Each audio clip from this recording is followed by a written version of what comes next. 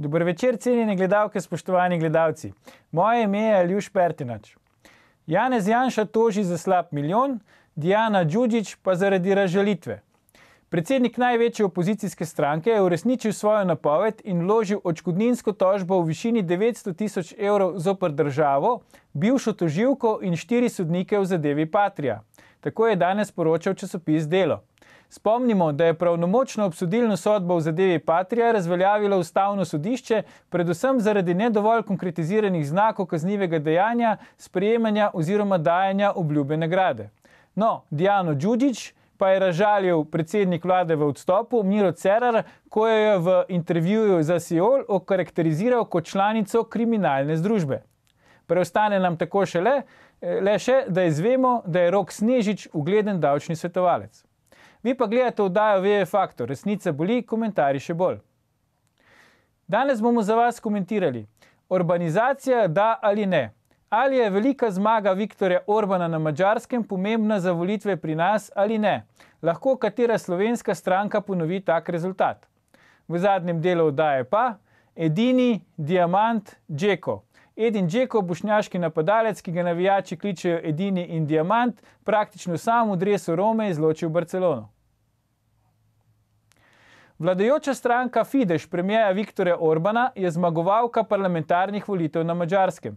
Fidesz je podprlo približno 49,5% volilnih upravičencev, kar pomeni, da si je Orban zagotovil dvotretjinsko večino v parlamentu. Kaj to pomeni za bližajoče se volitve pri nas, se bomo pogovarjali z našo stalno komentatorico Lucijo Šikovec-Ušaj in dr. Boštjanom M. Turkom. Toplo pozdravljena. Dober večer. Lucija, Boštjan, preden gremo na današnjo glavno temo, bi vaju vprašal, Lucija, to je logično, da Janez Janša vlaga odškodninsko tožbo zoper državo zaradi procesa, ki ga je Ustavno sodišče razveljavilo. Nekoliko neobičajno do sedaj pa je, da je toži tudi 4 sodnike pa tožilko. Lahko kaj poveš o tem? Lahko, ker ravno kar delam jaz isto. Ne sicer za gospoda Janšo, ampak za tudi enega vidnejših Slovencev. In ravno tako gremo na osebno odgovornost, ker ni poklica na tem svetu, ki ne bi zahteval tudi osebne odgovornosti in tudi sodniki ne morejo biti izvzeti iz tega. Tudi ti odgovarjaš za svoje delo, tudi osebno, tako da to ni nič nenavadnega in mislim, da je ta praksa pravilna in pravilna, da se zadeve zresnijo in da tudi sodniki začnejo svoje delo opravljati odgovorno. Tako da mislim, da je pravilno. V redu, se pravi, bomo počakali na rezultate, mogoče pa res na ta način pridemo do novih standardov. Moja tožba ni tako visoka, ampak bomo videli, kdo bo prej dosegel cilj. Aha, evo, no to je, mislim, da je kar izziv, ker vemo, da ti imaš kar veliko stopnjo, bi rekel, uspešnosti, tako da bo verjetno kar izziv za odvetnika gospoda Janše, da prej doseže cilj, kot pa bi ga recimo ti v svojem primeru. Doktor Turk, Boštjan, se mora Cerar bati te tožbe gospe Đuđićeve? Torej, jaz mislim, da ne. Najprej bi se želel zahvaliti gospe Ušajevi za to, da me je zastopala zelo uspešno v zadevi Pirjevec. Torej, hvala lepa. Se pravi, dokaz tega, kar sem prej rekel. To je dokaz, ja. Moj primer je pač dokaz tega. Ne, Cerar je pač odhajajoča figura. Ta stavek je rečen recimo v nekem kontekstu, tako da pa tudi glede na učinkovitost slovenskega pravosodja oziroma glede na to, da bi slovensko pravosodje tukaj se opredelilo za, vsi poznamo Patrijo, slovensko pravosodje dela v bistvu po inerciji zoper tiste, ki motijo pač delovanje globoke države in klient, kakorkoli se jaz strinjal ali ne strinjal z tem najemom kredita, jaz se ne strinjam, ampak pač klient te stranke je pač nekdo, ki delovanje globoke države globoko moti in zato tukaj ne bo milosti. Cerar bo šel mirno skozi, jaz to napovem. Tako kot Janković. Če gre Janković pri vseh svojih stvarih skozi, pri vseh stvarih, potem se Cerar tukaj ni ničesar zabati. V redu. bomo videli tako ali tako, pač, kako bo ta dva sodna procesa, kako boste tekla naprej. Če gremo zdaj k naši današnji glavni temi, kot že rečeno, se pravi, premier Madžarske je dosegel veliko zmago na volitvah, ki mu omogoča dvotretjinsko večino v parlamentu. Sta vidva osebno spremljala te volitve na Madžarskem in kakšni so bili vajini prvi vtisi? Ja, jaz moram reči, da sem z izidom zelo zadovoljna. Gospod Orban je zdaj 4. mandat, če se ne motim, 3 zaporedni mandati. Torej, podaril je vse teorije, ki so jih leva opcija razvijala. Če se spomnite mogoče ene sobotne priloge, kjer je nek madžarski filozof, bi rekla ranga Žižek, Štrajn, razpredal o tem, kako Orban je predstavnik bogatih, srednjega sloja, kako njega volijo izključno ti in skratka napovedoval mu je, da v bistvu bo visoko volilna udeležba dejansko poraz za Orbana, če bo prišlo na volišče. Veliko ljudi zdaj smo videli, da je pač da te filozofi, da je to eno filozofiranje. Res je, mislim, ne morejo biti to več, niso to Aristoteli in tako naprej, gre tukaj za neke Sorošove plačance, ki so pač preko vseh medijev, naši so bili zelo benevolentni, kar se nudi prostor za govor in popularizacijo teh idej. Izkazalo se je, da če so vsi bogati Madžari, torej da je njih tako visok procent, kot je volil za Orbana, da so to bogati in premožni Madžari, potem si lahko seveda Madžari obliznejo vse prste, mi smo jim pa lahko samo iskreno fovš. In dejansko je Orban pokazal, kaj je narod, kaj pomeni skrb za narod, in narod je to znal pravilno presoditi in ga pravilno mu zaupa tudi vnaprej in ga nagraditi za minulo delo. Zelo enostavno, Orban jim je dal občutek pomembnosti, občutek varnosti, občutek dobrega, torej tudi gospodarskega stanja. Ne vidim, da bi Cerar popoldne hodil delati na Madžarsko ali pa na Hrvaško, kjer jim gre ravno tako dobro gospodarsko, s čimer se Cerar zelo hvali, torej ne šušmari popoldne okrog. Tako da je bil to kar sam Orban in jaz jim res iskreno čestitam in s tem smo tudi Slovenci bolj varni. Vse iz te strani, torej Madžarske in Avstrije, se nimamo bati ničesar. Računamo, da bo tudi Hrvaška, upajmo, da bo Hrvaška, ker dejansko iz hrvaške strani se pa imamo za bati, pa ne od Hrvatov, ampak od migrantov, ki prihajajo iz Bosne. Tako da kar se tiče varnosti, vzhodna Slovenija bo po mojem se kar zatekala na Madžarsko lahko. Boštjan? Ja, jaz sem zelo podobnega mnenja kot kolegica Ušajeva, s tem, da jaz vidim to v nekem drugem kontekstu. Temeljno vprašanje, na katerega ni noben dal definitivnega odgovora, kaj se je zgodilo z Evropsko ljudsko stranko od leta 2011 do danes. V Evropski ljudski stranki je prišlo v teh letih do neke spremembe, in zdaj velja Orban za črno ovco, čeprav Orban je imel popolnoma isto politiko, kot jo je imel kancler Kohl, kot jo je imela Evropa, ko je bila še zdrava in trdna. Torej, na to vprašanje, jaz sem recimo to spraševal dr. Mirka Kovača, ki je bil nekdanji zunanji minister Republike Hrvaške, to sem ga vprašal oktobra meseca, sva skupaj v Parizu, nima odgovora. To je ključno vprašanje, kaj se je zgodilo z Evropsko ljudsko stranko, da je namesto, da bi Orbana, Poljsko in to integrirala kot nek nujni vezivni element, kot most k normalnosti v svoje okrilje, da začenja to izločati in s tem seveda razbija Evropska unija. Evropska unija nikoli v času svojega obstoja ni bila tako šibka, oziroma šibke so dežele, kot so Nemčija, kot je Francija. Francija je šibka, Francija nikoli ni bila šibka. Če bi De Gaulle to videl, bi umrl. Iz groba ostal, Iz groba ostal, Veste, ljudje živijo v stalnih grožnjah atentatov, ljudi ubijajo, in medtem ko na Madžarskem, na Poljskem, na Slovaškem je mir.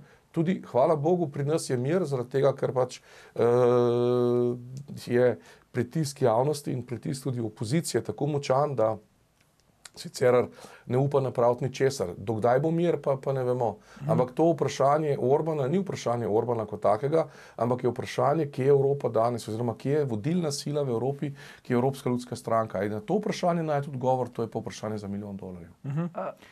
Izvoli, Lucija. Ja, skratka, jaz mislim, da se Evropa deli med tiste države, kjer imajo voditelje ljudi, ki nimajo svojih potomcev, ki so tako ali drugače, pravzaprav bi rekla friki, a ne, torej malo čudaki. Ne nazadnje Macron s to svojo gospo, ki verjetno več ni v letih za rojevanje primerna, a ne, Merklova, Mejeva, skratka, to so Juncker, to so vsi ljudje brez svojih potomcev. Torej, za njimi lahko pride vesoljni potop. Bodimo odkriti, temu je tako, če imaš otroke, te bo skrbela prihodnost, če jih nimaš, boš skrbel izključno zase. In dokler bojo navodilni ljudje ne bojo vedeli, da morajo zvoliti človeka, ki ima družino, Orban ima eno čudovito družino, vsi ti vzhodnoevropski, da rečem v narekovajih, voditelji so družinski ljudje, Italijani konec koncev tudi, a ne, tako da ne glede na tiste mimohode včasih, ampak to je dejansko ni tako obsojanja vredno, gre za te vrednote tradicionalne družine in ko ti vodja države pokaže, da ima družino, ki živi varno, vemo, da ji želi dobro prihodnost, vemo, da ga skrbi za prihodnost in to je voditelj, ki je za zbrati. Ne pa Slovenija, ki, če pogledamo realno, je imela Drnovška, ki nisi vedel, a ima družino, v Beogradu so ga... Tudi on ni vedel. V Beogradu, Beogradčani so meni razlagali, da je peder, takrat so tako rekli, a ne, potem v neko hči pripeljejo, meni ne reči, ko je bila udba najmočnejša, kjer nisi smel niti misliti, kaj šele narediti otroka, a ne, da ni Drnovšek vedel, ki je bil že prvo delovno mesto, je bil sekretar na ambasadi v Egiptu, če se ne motim, ali drugo. Skratka, dejstvo je, da imamo vedno tudi Cerar, se ne more pohvaliti z nekim normalnim družinskim življenjem, s tem menjavanjem njegovih žensk, Kučan, vemo, da ima probleme s svojo ženo, a ne, pač smo vedeli, vemo tudi za njegove te, kako bi rekla, zasilne izhode, a ne. Skratka, tukaj gre za ljudi, ki ni družina vrednota in dokler imaš ti tako oblast, toliko časa narod v tebi ne more videti neke gotovosti in neke prihodnosti. Zato mislim, da so države, ki izvolijo voditelje z družinami, z normalnimi družinami, da se razumemo, ne zdaj 3 moški pa 15 žensk ali kakorkoli, ampak z družinami, z otroki, tukaj so garant za prihodnost. Če tega ni prihodnosti države, se najbolj kaže. Kaj je tragedija? Tragedija je ta, da je ta današnja vzhodna Evropa, se pravi tukaj je bil včasih pač del Varšavskega pakta, da je pač zdaj do konca inkarnirala te vrednote, ki jih je Zahodna Evropa imela še eno generacijo naprej. In da v Zahodni Evropi, v Franciji, Nemčiji in te vrednote izginjajo. To je strašansko. Francija, ki ima recimo 70 milijonov ljudi, tako na prvo žogo samo v heksagonali, je popolnoma opustošena in to se je zgodilo v prostoru ene generacije. In tu je Slovenija ima še zelo dobro kondicijo, da to ohranjamo, se pravi, ohranjamo neko inercijo, to je pa bistveno inercijo k temu, da težimo k temu, da smo znotraj Višegrada. To je edina rešilna formula, ki danes obstaja, se imenuje Višegrad. Vse ostalo, to je tako kot Rimski imperij. Vzhodni del Rimskega imperija je preživel 1000 let dlje, kot je preživel zahodni del Rimskega imperija. In zahodni del Evropske unije ne bo preživel. Kot je rekla kolegica Ušajeva, če sam Junckerja pogledate, on sploh ni politik, on tudi ni karikatura od politika, on je pa človek, ki potrebuje neko nujno, bi rekel, psihiatrično ali pa psihadelično konzultacijo za vse, kar počne. On se obnaša tako, kot se je obnašal Marjan Šarec, ko je bil še komik. Se ščiple urit Plenkoviča, smo vse to videli, to prenašajo kamere do milijonov milijonov Evropejcev, do milijonov Evropejcev in kaj si pa Evropejc mora misliti, kdo ga vodi. Čakajte, halo, se Evropejci pa niso tako butasi, da si bojo mislili, če ščiple Plenkovića vrit, da je to duhovito. Jok. In če se, bi rekel, po francosko poljublja z našim predsednikom vlade, to je za bruha. Ja, oba igrata golf, Boštjan, ne? Ja, pa, glejte, a veste, ampak medno, ko bo prišel, bo se šla v medno. Ko je Evropa preživela, veste, te bistvene spremembe, ko je padel Berlinski zid 2004. Ne smemo pozabiti, vse prevečkrat pozabljamo, 2004. leta 1. maja, ko je Evropa vnovič zadihala z obemi pljuči. Kakšni politiki so takrat to vodili? Ne? Se spomnite recimo predsednika Evropske komisije tedanjega, se spomnite Romana Prodija, so bili ljudje, ki so bili resni, kajti če ti govoriš ljudem in nastopaš v imenu ljudi, moraš izpolniti najprej temeljni kriterij, to je, da si resen. Ne? In to je pa zdaj vse skupaj Macron, ja, halo, ne, vsi se smejijo, pa tega Macron sploh ni bil avtentično izvoljen, on je bil izvoljen zato, ker je pač Fillon padel iz prvega kroga, ne, in je šla naprej pač Marine Le Pen, je bilo jasno pač, da bojo Francozi glasovali za Marine Le Pen, kot so dva. Malo smo šli že zelo v Francijo pa Nemčijo, če gremo nazaj na Mađarsko. Hočem reči, problem Mađarske je problem Mađarske, ampak predvsem je to problem Evropske unije. Mislim, Mađarska svoje probleme uspešno rešuje. Jaz sem toliko v upombo, pol minute še imamo do oglasov. Torej, mi moramo vedeti, da je Mađarska zmanjšana na svojo tretjino svojega nacionalnega telesa in da ga očitno želi ohraniti vse to. In oni so bistveno bolj zavedni, bolj napredni, bom rekla, v tem delu, kar se tiče narodne in nacionalne in državne zavesti. Tako da lahko jim samo zavidamo, nič drugega. Bomo po oglasih, ko se vrnemo, bomo nadaljevali s komentiranjem, kaj pomeni Orbanova zmaga za Slovenijo.